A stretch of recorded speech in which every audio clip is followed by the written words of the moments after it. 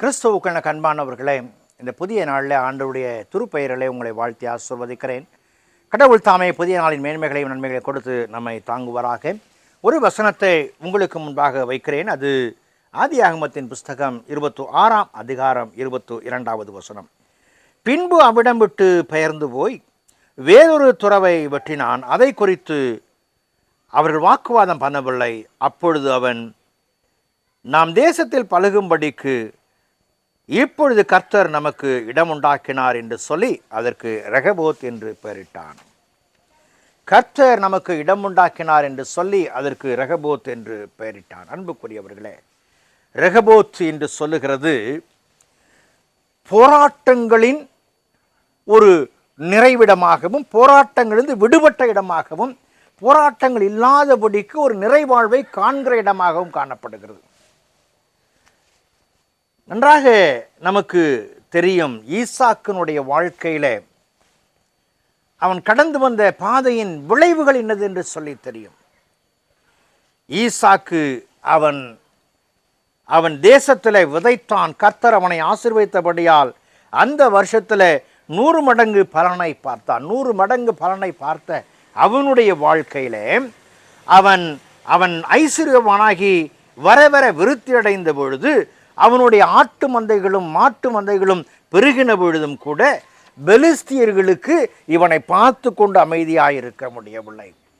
இவன் செய்கிற எல்லா செயல்பாடுகளிலும் இந்த பெலிஸ்தியருடைய இடையூறு அவனுக்கு வந்து கொண்டே இருந்தது. பெலிஸ்தியரால் மட்டுமல்ல, அநேக மக்கள், அபிமெலேக்கு கூட அவனை துரத்தினான் என்று சொல்லி பார்க்கிறோம். கேராரூர் மேய்ப்பர்கள் இவனுக்கு விரோதமாக எழும்பினார். எங்கெல்லாம் இவன் துறவை தோண்டுகிறானோ அங்கெல்லாம் அவனுக்கு ஒரு பிரச்சனை இருக்கிறது, அங்கெல்லாம் ஒரு போராட்டம் இருக்கிறது, அங்கெல்லாம் இதிலிருந்து விடுபட முடியாதா என்கிற கலக்கம் இருக்கிறது. இந்த கலக்கங்கள், போராட்டங்கள் மத்தியில் அவன் இறைவனை நம்பி, இறைவன் என்னை தெரிந்து கொண்டார் என்று சொல்லி அவன் மையமிட்டு அவன் செய்த பொழுது, ஒரு இடத்துல வந்து இங்கே அவன் பாருங்கள், பின்பு அவ்விடம் விட்டு பெயர்ந்து போய் வேறொரு துறவை வெட்டினான். அதை குறித்து அவர்கள் வாக்குவாதம் பண்ணவில்லை. ஆர்கியூமெண்ட் அங்கே வரவில்லை. அது வராதபடியினாலே ஆண்டவர் இதை அனுமதித்திருக்கிறார் என்று சொல்லி அந்த இடத்திற்கு ரெகபோத் என்று பெயர் வைத்தான். அன்புக்குரியவர்களே, விசுவாச வாழ்க்கையில் நாம் எடுத்து வைக்கிற அடிச்சுவடுகளே, எது தேவனுடைய சுத்தம் என்று அறிந்து கொள்ள வேண்டும் என்று கலங்கும் பொழுது, எங்கே பிரச்சனை இல்லாதபடிக்கு நீங்கள் நடத்தப்படுகிறீர்களோ அது தேவனுடைய சுத்தம். எங்கு பிரச்சனைகள் குறுக்கிடுகிறதோ அது இறைவனுடைய திட்டமாக இருக்க முடியாது. என் தேவன் காண்பிக்கிற இடம், என் தேவன் காண்பிக்கிற தேசம், என் தேவன் காண்பிக்கிற பணி, என் தேவன் காண்பிக்கிற வாழ்வு, இவை எல்லாமே சுமூகமாக போகிற இடமாய் காணப்பட வேண்டும். ஏனென்று சொன்னால், உங்களை அழைத்தவர் உண்மையுள்ளவர்.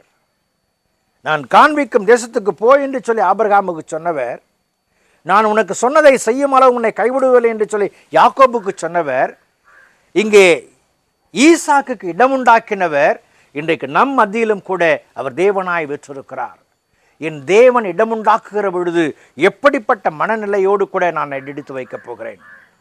அன்புக்குரிய விசுவாசிகளே, மாத துவக்க நாளாகிய இந்த நாளில் என் தேவன் எனக்கு இடமுண்டாக்கினார், அவர் திட்டம் சித்தம் இன்னதென்று அறிந்து நான் செயல்படுகிறேன் என்று சொல்லி நாம் அடியெடுத்து வைப்போம் என்று சொன்னால், வெற்றியின் மேன்மைகளை நாம் பெற்று இறைவனை மகிமைப்படுத்த முடியும் என்பதில் எந்த ஐயங்களுமில்லை. அந்த கிருபைகளை தேவன் தாமே கொடுத்தாங்குவாராக. ஈசாக்குக்கு இடமுண்டாக்கினவர் இந்த புதிய மாதத்தில் உங்களுக்கும் எனக்கும் இடமுண்டாக்கி அவருடைய நாமத்தை மகிமைப்படுத்த எடுத்து பயன்படுத்துவார். ஜெபம் செய்வோம். பரிசுத்தமும் கிருபையும் நிறைந்த எங்கள் அன்பின் ஆண்டவரே, இந்த நாளுக்காய், இந்த வேளைக்காய் நன்றியோடு துதிக்கிறோம், ஸ்தோத்திரிக்கிறோம். அற்புதங்களை செய்கிறவர் எங்களை அற்புதங்களாய் அடையாளங்களை நிலைப்படுத்தி இந்த மாதம் முழுவதுமாக உடைய பிரசனத்தில் எங்களை வெள்ளத்தும் ஒப்புக் கொடுக்கிறோம். மேன்மைப்படுத்த காத்துக்கொள்ளும். இயேசுவில் ஜெபிக்கிறோம், ஜெபக்குள்ள பிதாவே, ஆமென்.